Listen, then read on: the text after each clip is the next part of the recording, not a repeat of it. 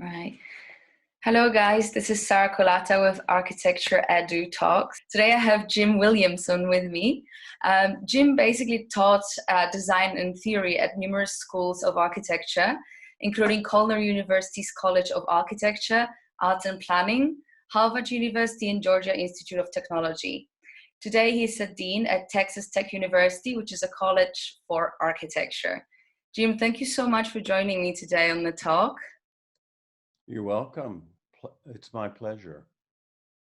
Exciting. So, we had a little bit of a conversation right prior to recording, but you started sharing with me some really interesting facts about a second spike of COVID in Texas and the way that that can influence education and also the reopening of institutions. And it's quite interesting. Would you share that story with us again? Sure. Earlier in the spring, we made a rapid transition to online teaching, as many other schools did. This was a bit of a challenge for us because not all of our faculty were very familiar with online teaching, nor were they that familiar with the way that designing through digital means affects how a student might think and approach design vis-a-vis the particular biases of whatever software they're using. I think this is common in a lot of schools, and it's common in the United States where people don't understand that the inbuilt conceptual frameworks that are embedded within digital methods and that affect how we approach architecture. So we've had a transition there. We had hoped to go to a hybrid method of teaching this fall with some face-to-face, but mostly online, in the hope of maintaining some form of studio culture, which is, I think, probably familiar to most people. But as you mentioned earlier, there's been a very large spike here in Texas, and I fully expect that we will be forced, as other schools have already decided, to go completely online. What will happen as a result of that, I think, will be very significant. It will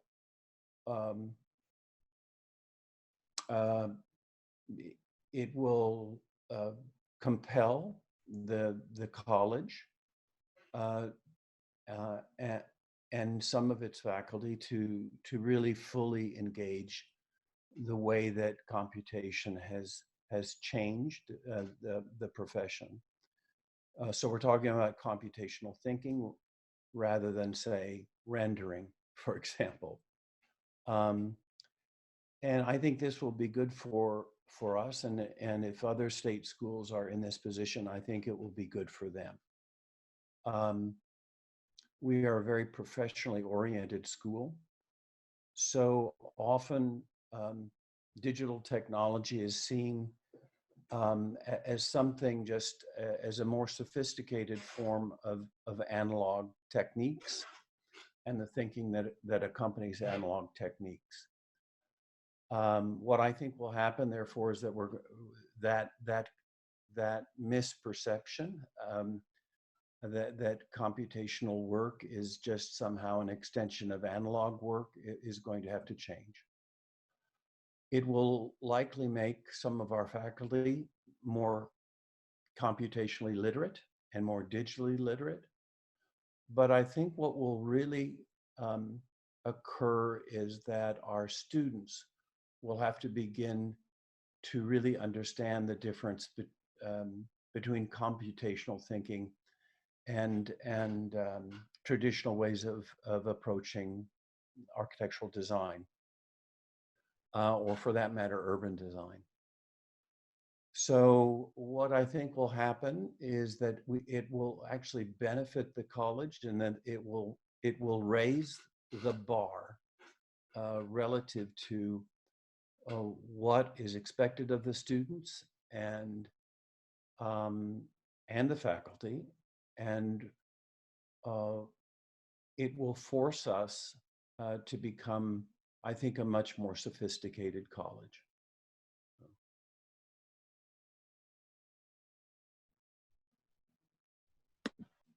Sorry, I just couldn't unmute. Okay. Yeah, I think that it's quite challenging, and you know, what's interesting is that most of the universities are going through that transition right now globally. So is there any resources available for universities at the moment to be able to navigate through that change, or how do you plan to really you know, test these options that are available, and you know, to go through this transformation in respect of which software to use and how to even organize the curriculum in order to do that? Well, we are fortunately going through a fairly substantial revision of the curriculum that we started before the COVID-19 crisis. And we are in discussion through the summer about that curriculum and how we will have to flesh out that curriculum. So I think what is going to force us, what it will do, will force us to kind of consider in a much more important way the resources that we have, and the way that we might use those resources in order to go to a kind of substantially or almost totally online learning experience. So what software we use, I think will have to be under discussion. When and where we use whichever software program will have to probably be adjusted. We are building up our design, computation, and fabrication facility quite substantially, and maybe adding 2 new faculty to that. How we can integrate fabrication into the way that we use digital methods is also going to be a challenge as well. We will have to get used to the absence of physical models. We'll have to get used to the absence of the artifact, and what that may do is actually increase the number of iterations that a student or faculty member can ask for or integrate into their teaching. I mean, as you know, architecture is an iterative process. You test, you revise, you test, you revise, you go through this constant circle of speculation and then analysis. I think that will also increase substantially. In this way, the students will be able to engage the iterative process, I think, in some fairly significant and maybe some inventive ways. Yeah, for sure. And I think that there are ways to go around issues such as physical modeling. We do talk about this quite a lot with the different guests that come on the podcast, because a big part of it is also to be able to kind of maintain the actual learning experience for the students, and physical modeling is really important. But of course, you have to have access to the workshop, and if that's limited, it's much harder to do it at home, for sure. Correct. As well as even access 3D printers and and all these things, and even laser cutters. But I think that perhaps there is a possibility to make that work by putting in some systems in place. And it's not easy for sure, but I think that a lot of it really depends on the ways that you arrange the curriculum and the experiences and the model making together with the actual design process. You know, we're quite used to doing like traditional design processes, which model making is very much the part of experimenting and going back and forth on the decisions to make within design. And I think that maybe that process will have to change, and perhaps it's not going to be so much back and forth in respect of the actual model making. But I think it's still possible to somehow access or like maybe do the models at home. They probably are not going to be to that high quality, but still possible. And I know that some universities have done these kind of things where, for example, they just change the concept of the project slightly, and essentially inspired the students to use whatever was available at home to work with, and right. and that kind of solved the problem. So I think a big part of it is really just adapting. But indeed, I mean, it's very uncertain because on one hand, in Europe, for example, right now, where I live in Berlin, most of the city went back to normal, and it seems like Corona was never there. But then, and especially now with all the demonstrations, it really felt like, you know, people were back on the streets, walking in masses, and it was very different to what it was just a few weeks ago. But yeah, with the spikes of it, and still, since we don't have the vaccine, it's very possible that this situation will last for a really long time. And I think institutions and universities will have to probably wait until it's really safe to reopen. So all these systems of putting in place right now in terms of digital transformation can be useful for months to come, perhaps even transform parts of the education, like it happened with some of the universities that did that already for a while. Right. Well, I would agree. I would hope, and I actually would predict that many of the approaches that we'll have to adopt or adapt relative to the COVID-19 crisis will remain in place permanently. I don't think there will be a going back to the way that things were. I think the whole idea of studio culture may change. I think how we might begin to think about the physical artifact like a model will change. But I also think that there are some very, very positive aspects to that in the way that we can have, I think, much more participation in group discussions. There can be much more collaboration between teams of people, and in our particular case, we can work with our students who are in another country. So we don't have very many students here at Texas Tech. Oh no, I'm sorry. We don't have very many foreign students here at Texas Tech. But we do have a very substantial Hispanic population. And many of them are at our campus in El Paso, which is located right on the border between Texas and Mexico. And many of those students actually cross the border every day to go to school, or at least they did. We're now able to expand our learning to those students in ways that is relatively seamless.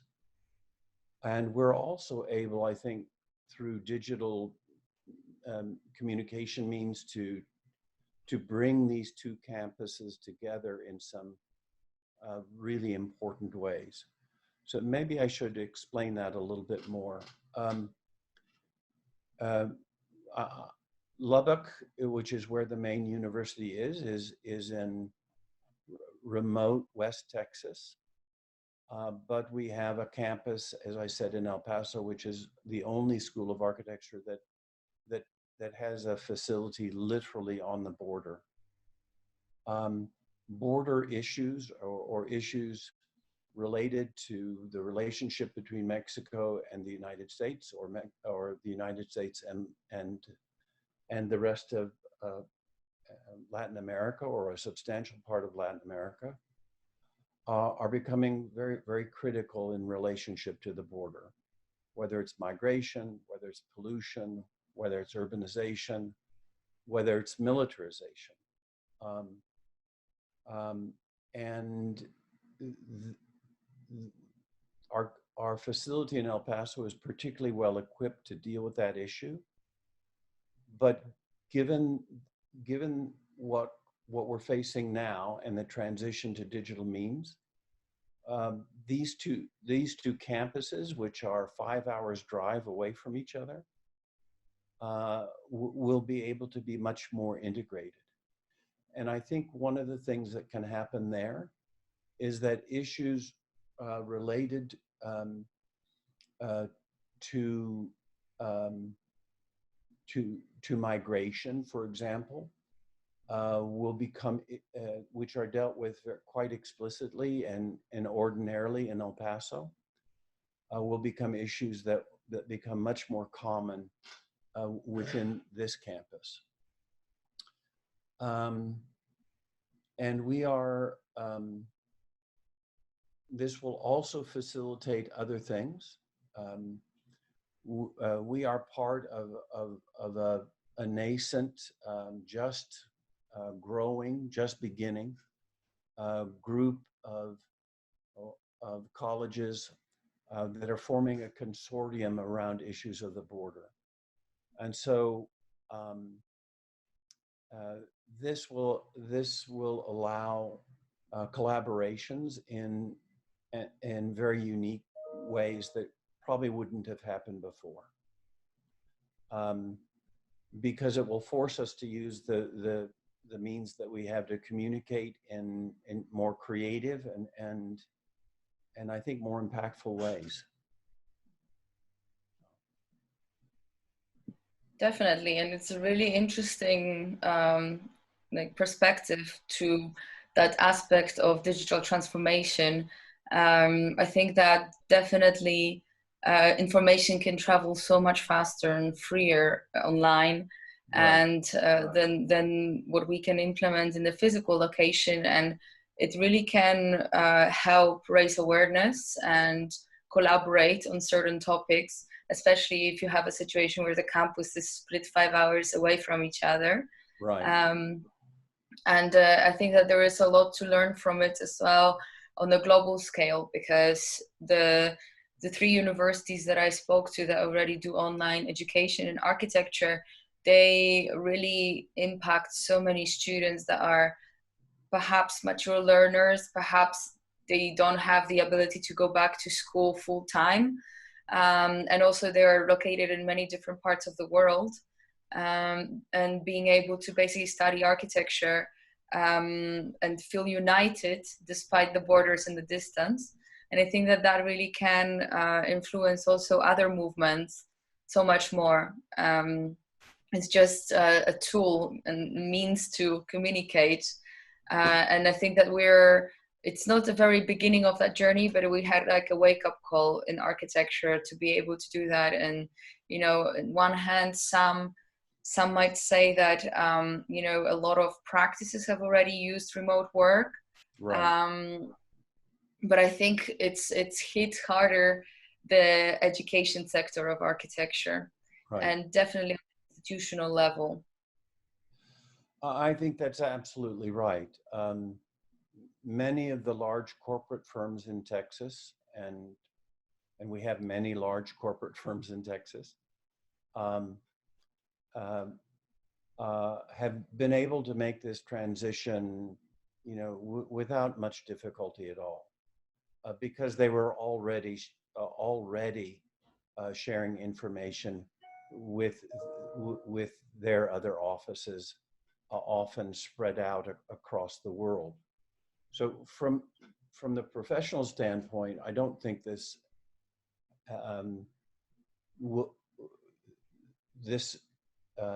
has been that difficult. I mean, certainly it's been difficult, but has been as difficult as it is for us. There are some particular challenges, I think, that might be noted with this, and that we're going to have to address. Many of our students are what we call first-generation college students, and they come from families with very modest means. And so providing them with the equipment and the software necessary for them to kind of be on par with other students who might be able to be in a better financial situation will be something that we have to pay particular attention to. That being said, I think that there's something very, very good about that, in that it eliminates some of the barriers between students of modest means and other students, and levels the playing field, as we say, in a very significant way. So if a student, if we're not requiring physical models, and one student can afford to make a really beautiful physical model out of really beautiful materials, and one student just can't afford that, we suddenly begin to have a much more equitable and a much more fair learning environment. And I think this will be very, very important, and I suspect it will be the same in many, many schools. Definitely. I think that the issue of the actual technology and computerization is a big one, because indeed it's very much dependent on the hardware that you use. But something that came to mind really when you were saying it is it would be better perhaps to look into tools that already everybody has. So Right. Almost everybody has a mobile phone. And I believe that, you know, if you do go to architecture school, one way or another, you need to work on AutoCAD. So I'm guessing that most of the students have a laptop, right, to do their work on. Most of them, but not all of them. Not all of them. Some of them, we still have a fairly sizable computer lab with a number of desktops. Maybe 50 or 55 desktops that some of the students use who cannot afford to buy their own laptop. Whereas many schools have eliminated the computer lab almost entirely, except for maybe projects that need very, very powerful computers. So it will be a challenge, because I do have students that don't have laptops, that rely on the college to provide them with a computer that they can use in the college rather than at their home. So I don't know exactly what we're going to do about that. It's in a certain way, it's an issue. It's an issue of equitability, and what I believe we're going to have to do is examine how we can come up with resources for those students so that they're not put at a disadvantage. Yeah, I mean, something that comes to mind is perhaps, I mean, I see that happen, for example, with public transport here, that you still use, you know, in big cities, you still use transportation, but you sit apart from each other. So I don't know if that would be a solution to perhaps open the actual computer lab just for the students that don't have computers and ask for keeping 2 meter distance. I mean, you know, I saw, for example, here restaurants opened and they brought in new laws around how to use the space and basically organize it. So when the tables are set apart a bit more, but then they also put these kind of like see-through walls to separate people from one another. Yes. And kind of create this cubicle kind of design. I don't know. And even in restaurants, it's been implemented, and in taxis. And so I think maybe by using this kind of, you know, mix of bit of design approach and obviously keeping distance and some laws, perhaps that could help. And then all the students that do have the laptops to stay at home. Well, we're doing many of those same things, putting in place many of those same tools, whether it be plexiglass screens or whether it be the assigned seating that socially distances people. Basically, the studio becomes a kind of like a checkerboard where only the or a chessboard where only the black squares are occupied, for example. Yeah. And then we change the schedule so that there are not so many people in the room on the same day. And we can do the same thing in the computer lab, as you mentioned.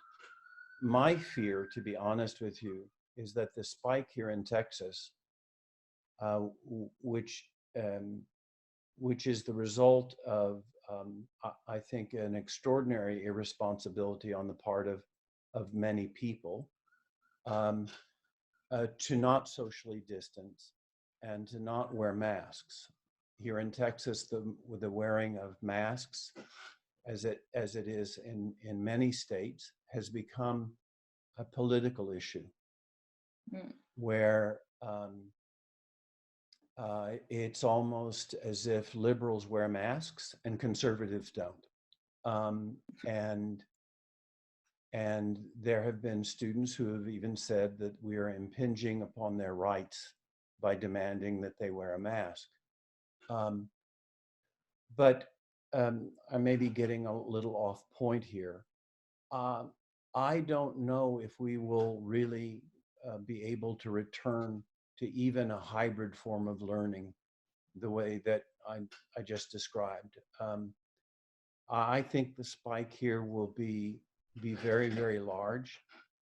And maybe I'm wrong, but my prediction will be that we will, again, have to go completely online.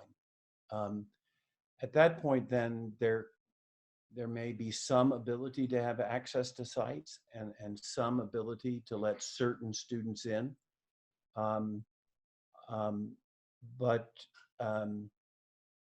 But in large part, if we may very well have to go to a kind of closed down situation again.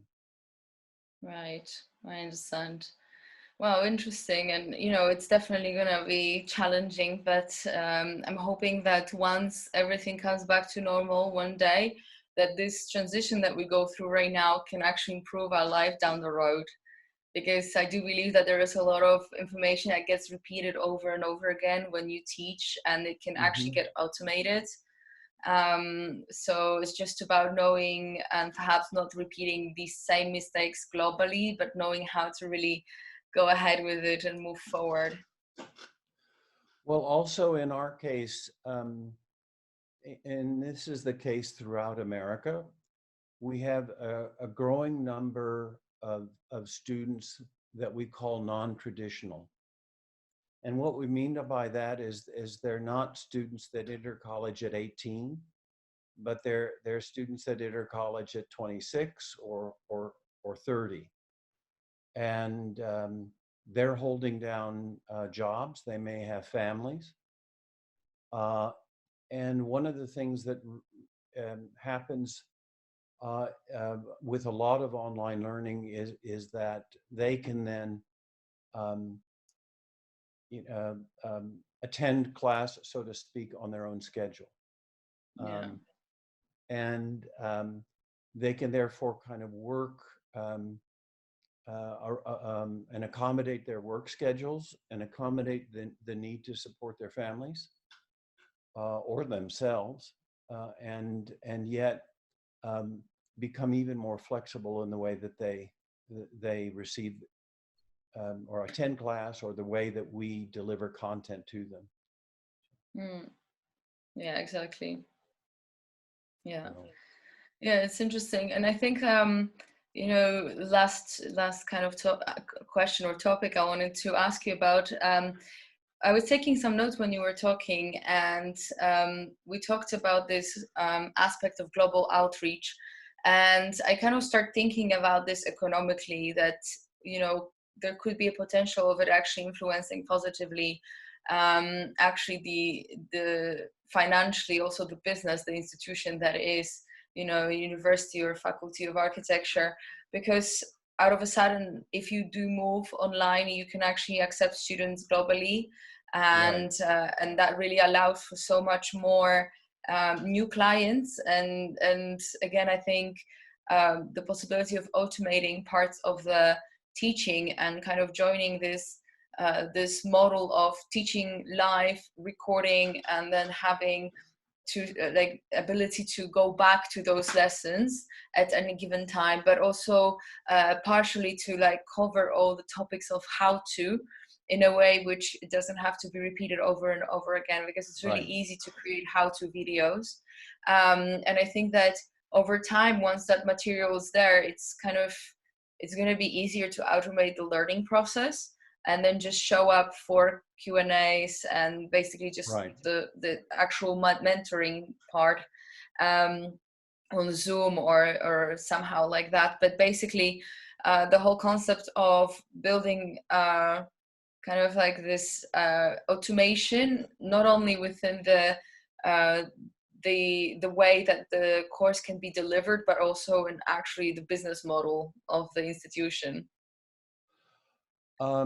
I believe you're right on that, and that we are being asked to be as innovative as we possibly can, and to use the crisis to increase the student population, and increase the student population by going much more online, and by being able to reach out to other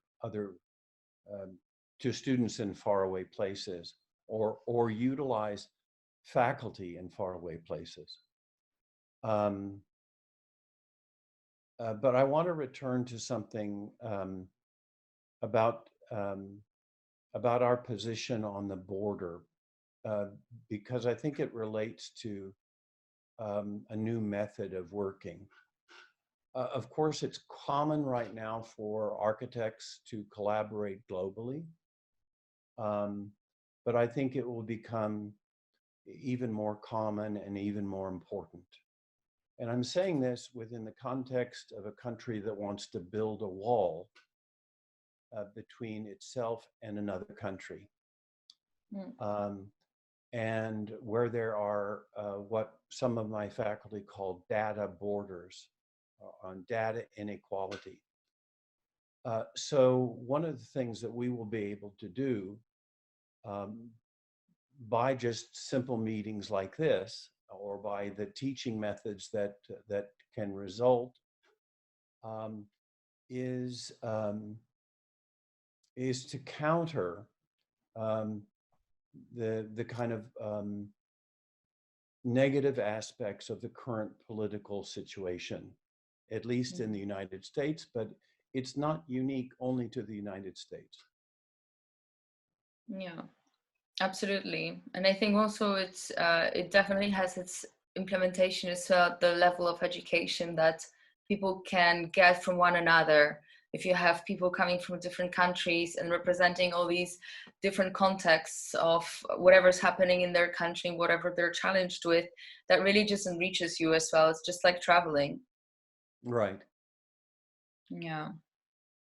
I think it'll be very interesting in the way that it can, faculty can begin to formulate problems and perhaps collaborate with other faculty in other countries, so that we might say in Lubbock work with a faculty member in Mexico City and collaborate on any number of various kinds of projects, whether they be studio projects or other things. We will go to a completely online lecture series, at least this fall. This not only, saves us money, but it may actually allow us to increase the size of the lecture series. We'll be conducting symposiums online. So the dissemination of information, I think, is going to be very, very different. And I think it's going to be much, much more sophisticated. Yes, indeed. And I'm looking forward to it, actually. I think that there is a great potential, and it's kind of like a little peek into what it can turn into, and I'm excited for those changes. And it's great that you came on to talk with me today as well and share your thoughts about it, your predictions, and your experience with whatever's happening right now at your university as well. And thank you so much for the time that you put into it, and for showing up. And if people want to find out about the course, where do they go? Well, I think they would first go to the College of Architecture website, which would be the College of Architecture at Texas Tech University. This is a new website that we just recently launched. So there'll be it is growing, and there'll be an increasing amount of information. Most likely we'll have to craft some special ways of communicating the topics that we've discussed on the website sometime this summer. So. Interesting. I'm looking forward to it. I want to check it out when you guys put it up. Okay. Well, it's been very good to talk with you, and a pleasure. So thank you. Thank you so much, Jim. Really appreciate it. Thank you. Take care. All the best. Bye-bye. Bye.